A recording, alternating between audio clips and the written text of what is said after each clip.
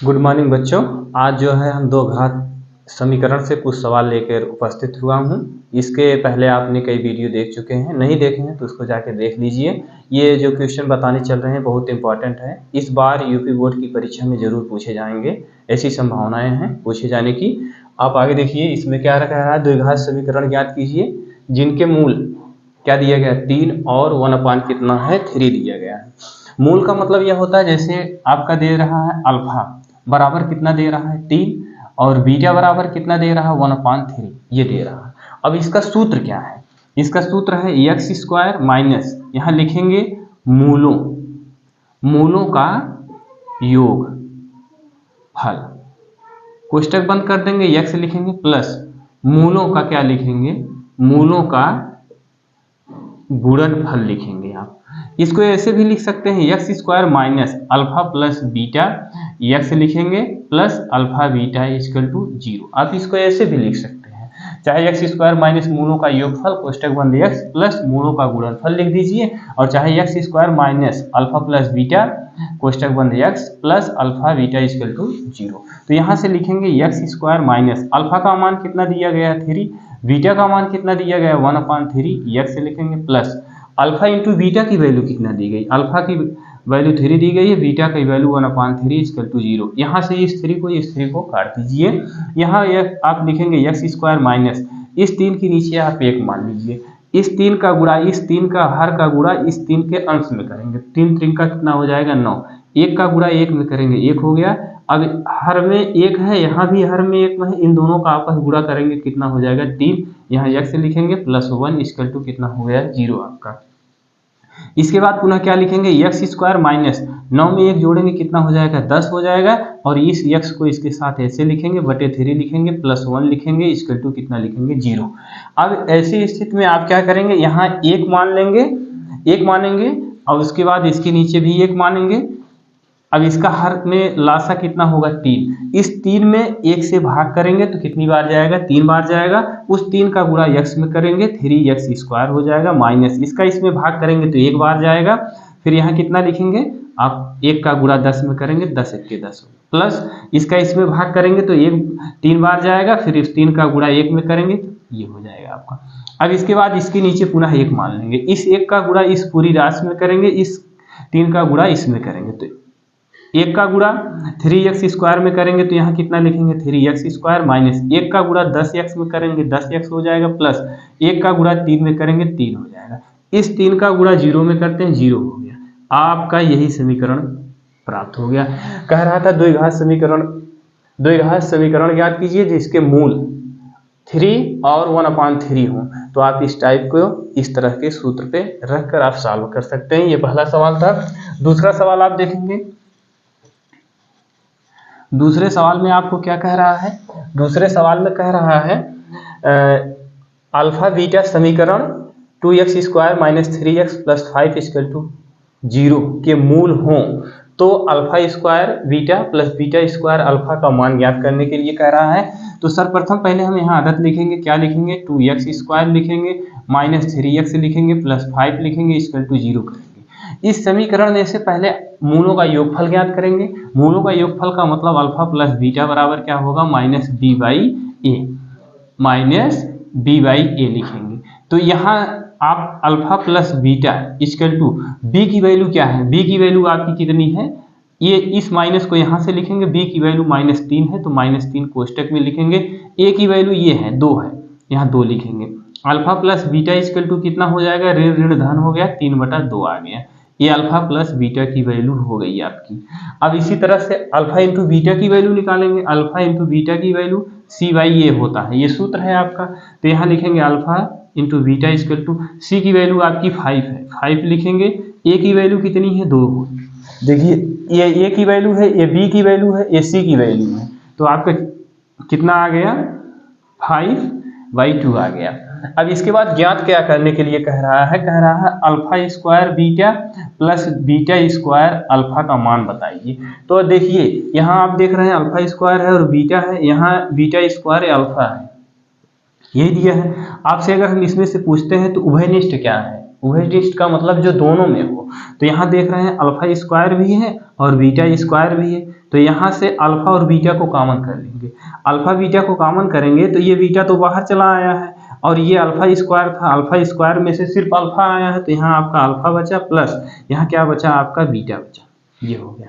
अगर हम आपसे पूछें अल्फा और बीटा की वैल्यू आपने निकाला क्या है, अल्फा और बीटा की वैल्यू आपने निकाला है 5/2, तो यहाँ क्या लिखेंगे 5/2 हो गया। उसके बाद अल्फा प्लस बीटा की वैल्यू आपने ऊपर क्या निकाला है 3/2 निकाले हैं, तो यहाँ 3/2 लिख दीजिए। अब आपसे हम कहेंगे इस 5 का गुणा 3 में कर दीजिए तो कितना हो जाएगा 15, और इसका गुणा इसमें करेंगे कितना हो जाएगा 4 हो जाएगा। तो 15 बटे कितना आ गया 4। ये आपका कौन सा सवाल था, दूसरा सवाल सॉल्व हो गया इस तरह से। अब आप तीसरा सवाल देखेंगे। तीसरे सवाल में क्या कह रहा है, तीसरे सवाल में कह रहा है मूलों, कितना दिया गया पहले समीकरण लिख लेते हैं, x² - 7x प्लस कितना दिया गया है 12 = 0। कह रहा है मूलों के व्युत्क्रम का योग ज्ञात करिए। मूल मान लीजिए पहले मूल आपका अल्फा दे दिया फिर बीटा दे दिया। अगर अल्फा और बीटा का व्युत्क्रम करेंगे, अल्फा का व्युत्क्रम हमने पूछा तो 1/अल्फा लिखेंगे, बीटा का व्युत्क्रम अगर पूछेंगे तो 1/बीटा लिखेंगे। ये व्युत्क्रम होते हैं और ये समीकरण आपका दिया गया है। अब इस समीकरण में आप पहले अल्फा प्लस बीटा निकाल लीजिए। अल्फा प्लस बीटा बराबर क्या होता है -b/a होता है, तो यहाँ लिखेंगे alpha plus beta = -b। b की वैल्यू क्या है, अगर आप b की वैल्यू पूछेंगे तो यहाँ से b की वैल्यू आप -7 बताएंगे और सूत्र में -b/a है। माइनस यानी कहने का मतलब ये है माइनस पहले से लगा है, b की वैल्यू -7 रखेंगे। a की वैल्यू क्या है, a की वैल्यू 1 है, तो अल्फा प्लस बीटा = कितना आ गया, ये ऋण और ये ऋण दोनों आपस में मिलकर धन हो जाएंगे। ये आपका आ गया अल्फा प्लस बीटा की वैल्यू कितनी आ गई 7 आ गई। और अगर अब इसी में से हम अल्फा इंटू बीटा की वैल्यू पूछते हैं तो कितना लिखेंगे c/a लिखेंगे।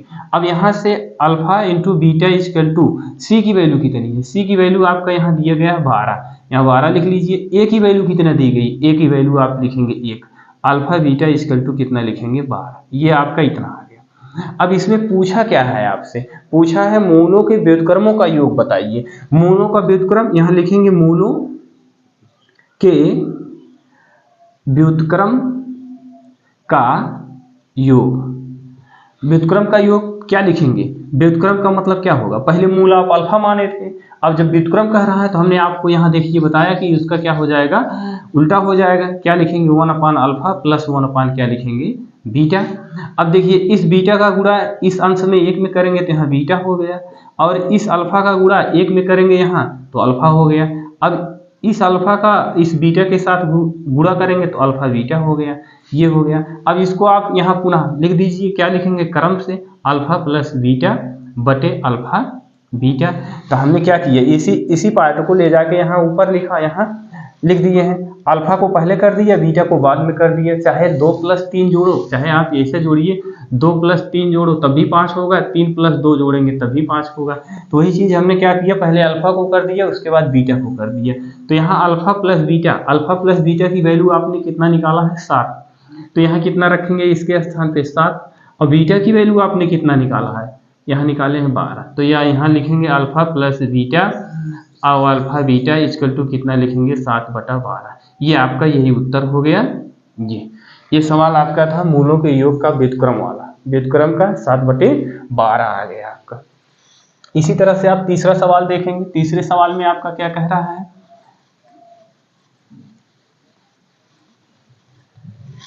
तीसरे सवाल में कह रहा है, लिखा है यहाँ क्या लिखा है 3x² - 11x प्लस 8 कितना लिखा गया 3 = कितना दिया है 0। अब इसमें कह रहा है इसका जो है आपका गुणनखंड करना है। कैसे करेंगे इसमें, पहले सर्वप्रथम यहाँ जो राशि दी गई है उस राशि का हम ले आके इसमें गुणा कर देंगे।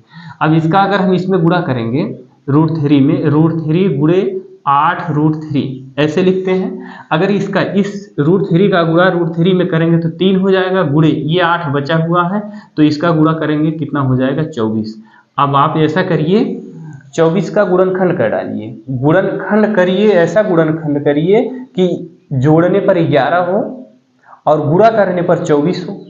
तो आपको पता है 3 और 8 का गुणा करेंगे 24 होगा, अगर 8 और 3 को जोड़ेंगे तो कितना आएगा 11 ही तो आएगा। यहाँ कितना लिखेंगे √3x² माइनस कितना लिखेंगे 8x - 3x प्लस कितना लिखेंगे 8√3 = 0, ये आप लिखेंगे। अब देखिए माइनस 8x माइनस 3x को जोड़ेंगे तो 11x होगा, और गुणा करेंगे तो आपका 24, ये देखिए गुणा किए हैं यहाँ 24 आएगा। अब इसमें से देखिए उभयनिष्ठ क्या है, इस राशि में उभयनिष्ठ क्या है, आप देख रहे हैं यहाँ भी x है यहाँ भी x है, तो x कॉमन करेंगे तो कितना लिखेंगे √3x माइनस कितना लिखेंगे 8, फिर यहाँ माइनस का निशान लगाएंगे। इस राशि में देखते हैं दोनों में उभयनिष्ठ क्या है, तो इस राशि में देखते हैं दोनों में उभयनिष्ठ हम देख रहे हैं √3 है, √3 को कॉमन कर लेंगे तो यहाँ कितना बचेगा √3x बचेगा माइनस कितना बचेगा 8 इक्वल टू 0। देखिए यहाँ √3 था, √3 को बाहर कर लिया, यहाँ कितना था 3x था, तो 3x था तो हमने यहाँ कितना लिख दिया रूट में 3x लिख दिया। क्यों लिख दिया, अगर इस 3 का गुणा इसमें करेंगे तो √3 का गुणा √3 में करेंगे तो 3 हो जाएगा, ये ऋण और ये ऋण मिला के धन हो जाएगा, ऋण ऋण धन होता है धन हो जाएगा, फिर इसका गुणा इसमें करेंगे कितना हो जाएगा 8√3 हो जाएगा। इस तरह से हमने इसको कॉमन कर लिया। अब यहाँ देखिए क्या पहले हम क्या क्या कॉमन किए हैं, यहाँ से x कॉमन किए हैं, यहाँ से √3 कॉमन किए हैं, तो x माइनस √3 एक कोष्टक में हो गया। अगले कोष्टक में क्या लिखेंगे रूट में 3x माइनस 8, ये हो गया। अब इसको और क्या कर सकते हैं, इसको आप ऐसे लिख लीजिए x माइनस √3 इक्वल टू 0, तो x बराबर कितना आ जाएगा 3 आ जाएगा। और यहाँ क्या लिखेंगे रूट में 3x माइनस 8 इक्वल टू क्या करेंगे 0, रूट में 3x इक्वल टू कितना लिखेंगे 8, x बराबर कितना लिखेंगे 8/3 लिखेंगे। देखिए ये इसको हमने क्या किया पक्षांतर कर दिया, √3x को यहाँ ऐसे लिख लिया, 8 को भेज दिया दाहिने साइड, और उसके बाद यहाँ से x को हमने यहाँ ऐसे रख लिया और इस 3 को हमने लाके इसके आगे कर दिया। ये दो वैल्यू आपकी प्राप्त हो गई √3 और 8/√3। ये आपका इस तरह से चौथा सवाल सॉल्व हुआ। द्विघात समीकरण के ये चारों सवाल बहुत इंपॉर्टेंट थे, इसी के आधार पे आपको जो भी सवाल आएंगे सॉल्व कर ले जाएंगे, बहुत इंपॉर्टेंट है, इसको एक बार दो बार देख लीजिए। धन्यवाद।